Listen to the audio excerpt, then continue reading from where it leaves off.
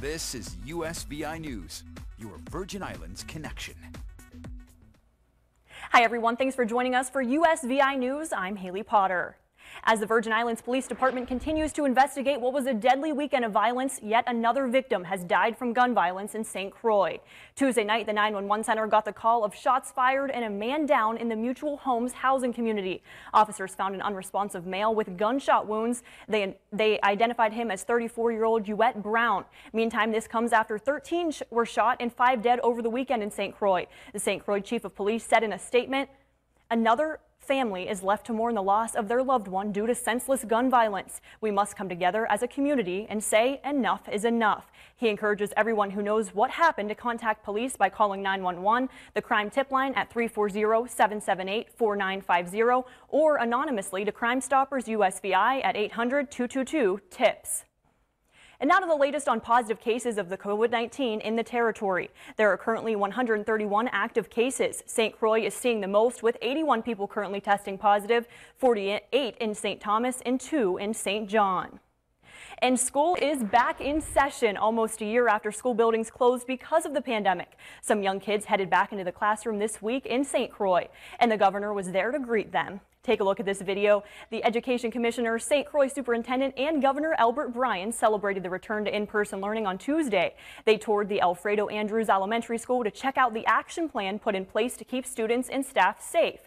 COVID safety precautions like temperature checks, social distancing rules, hand sanitizer stations, and mask breaks. The Department of Education announced a return to in-person instruction for public schools in St. Croix beginning March 2nd, after a series of health and safety inspections. So public schools are now open for students in pre-K through first grade, along with special education and career and technical education, for in-person learning 5 days a week. Beginning on March 9th, students in second and third grades will resume in-person instruction, and the VI Department of Education closed schools for in-person learning on March 14th of last year, so it's almost a year ago. So you can see the kids and teachers seem to be really excited to head back to the classroom. Good morning.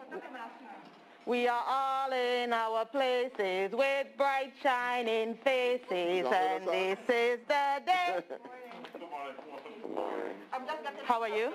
So you're the teacher? Pleasure. I'm just trying to get them like this. How are you? Have a blessed year. Everyone seems so excited to be back. Parents do have the option to continue virtual learning if they so wish. General education students in 4th through 12th grade will continue to learn virtually. No word from the Department of Education on when they may return to the classrooms. And dates for the return to in-person learning in the St. Thomas, St. John district, we're told, will be announced shortly. And now to some news out of St. Thomas. A longtime Catholic priest in St. Thomas has received a big appointment by the Vatican. Pope Francis appointed Monsignor Jerome Fugio as the new bishop of the Diocese of St. Thomas in the USVI, making him the 6th bishop of the diocese. The bishop-elect has served as the priest in U.S. Virgin Islands Diocese for more than 30 years. The diocese is made up of 30,000 Catholics across the islands of St. Croix, St. John, St. Thomas, and Water Island. Also in St. Thomas over the weekend, for the very first time in history, a territory-wide motorcade hit the road. This motorcade traveled through the territory, taking a stand against teen dating violence. That last month, both national and local organizations addressed this issue through workshops and campaigns.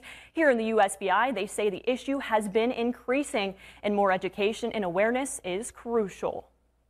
The statistics are staggering of teenagers who are victims of teen dating violence. And so we want them to know that there is help available. They're not alone. We're trying to educate them as to what to do if they're victims. And we also want the community to know and be aware that that is a problem in our community, and that we're ready to take it back. And you know what, I have to say, I'm very proud of all the men that came out to this event. We don't always have a lot of strong male support, and the men came out, the Mustang group, the buggies, everybody who came out today. We really appreciate the male support of this event, because we need both sides to talk to these children. It can't be all the mothers alone. I'm happy to have my son who's a teen, and so he will be aware that teen dating violence is real. And he will get, I know that he has gained more knowledge and understanding, so he will be able to share with his peers in order for them to take heed also. And as you can see in that video, a lot of people across the VI came out to show their support and stand up against dating violence. And like they said, education is key. And we're approaching 2 weeks now that an elderly man has been missing in St. Croix. Family members and the VIPD continue their pleas to the public for help in finding him. They are upping the reward. Take a look at this picture. This is 80-year-old Michael Dodor Emanuel. He's been missing since the morning of February 19th when he walked away from his home in Canebrake Apartments. Emanuel suffers from Alzheimer's disease. Investigators, search crews, and friends and family members have been desperately trying to locate him for over a week now. Investigators are offering a $32,000 reward for information leading to his whereabouts.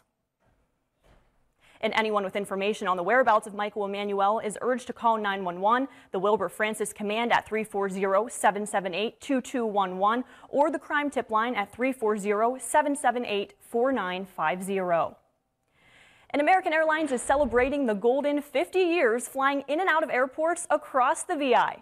This week, American Airlines is celebrating their first flights to St. Croix and St. Thomas. The airline launched their network in 1971 with flights to 6 destinations within the Virgin Islands. And the USVI isn't alone in their celebration either. American Airlines currently operates up to 131 daily flights to 27 destinations in the Caribbean. Throughout the pandemic, the airline continued to fly to San Juan, St. Thomas, and St. Croix and began resuming additional Caribbean services as soon as June. And speaking of flying, did you have a vacation last year that you had to put on hold, or were you left with a voucher for travel credit? Well, we're digging in to make sure that those funds don't go to waste. A year after the pandemic upended the travel industry and canceled flights, Americans with vouchers could be racing the clock. But the first step is to read the fine print on that expiration date. Because on some vouchers, it might refer to the date when you have to make a booking by, but on other vouchers, it might refer to the date when you have to travel by. Scott Keys of Scott's Cheap Flights, a discount travel site, says now is the time to read up on the stipulations of that travel credit and perhaps give customer service a call. The airlines have actually been quite flexible with extending your vouchers, but only for people who ask to have them extended. Demand is still recovering, so consumers can take advantage of low prices now, even if you plan to travel later this year. As we get closer to summer months, vaccinations become higher and cases hopefully drop, we can expect prices to increase. And if you do need to change it, many airlines are still waiving change fees for flights booked by the end of the month. What that does for travelers obviously is lets you make your travel plans in pencil rather than pen. While you'll have to pay the difference if the fare rises, you'll be able to change dates without an extra fee, and you won't lose the value of your voucher. A potential payoff for a pandemic-delayed vacation. A payoff for sure, and lawmakers are once again making the case for Puerto Rico to become a state. They formally introduced legislation on Tuesday, and as our Washington correspondent Matt Knadler explains, there is support on both sides of the aisle. Take a look. On the 104th anniversary of Puerto Ricans gaining U.S. citizenship, the fight for the U.S. territory to become a state is renewed on Capitol Hill. We cannot vote for our commander-in-chief. We do not have 4 members of Congress, but yet Congress has all power over us. Puerto Rico's resident commissioner Jennifer Gonzalez Colon and Florida Congressman Darren Soto introduced the legislation on Tuesday. This latest effort comes after the majority of Puerto Rican voters supported a statehood referendum in November, a measure that received more votes than any one candidate on the ballot. This unfinished business on American democracy needs to get to an end. The proposed path to statehood looks like this. Congress would have to approve Puerto Rico as a state using this legislation.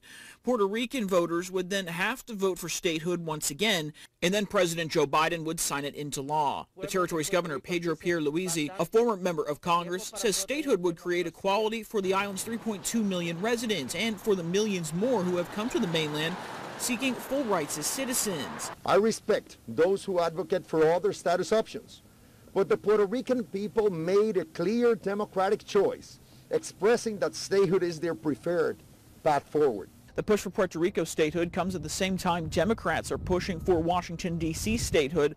Right now, there is no plan to admit the district and the territory together. I personally would love to see both of them admitted 2 by 2 like we saw Hawaii and Alaska. And I do believe there's a growing coalition to do that in both the House and the Senate. The bill has nearly 50 co-sponsors in the House. New Mexico Senator Martin Heinrich will lead the effort in the Senate. In Washington, Matt Knadler, USVI News, the Virgin Islands Connection.